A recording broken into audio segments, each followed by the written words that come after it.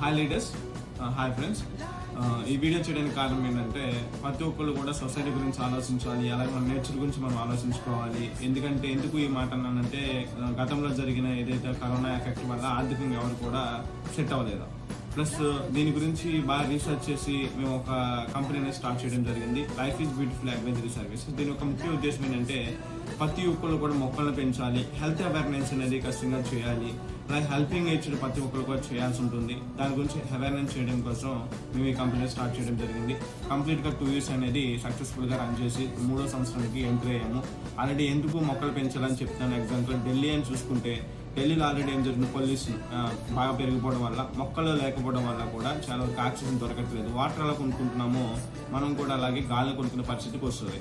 అలాగే మన ఏపీ అని తెలంగాణ ఇండియాలో ఓవరాల్గా చూసుకుంటే అలాగే ఇక్కడ మొక్కలు పెంచే ఉద్దేశం సరిగా ఎవరికి కనిపించడం లేదు. ఎవరి పనులు వారు బిజీగా ఉంటున్నారు. సొసైటీ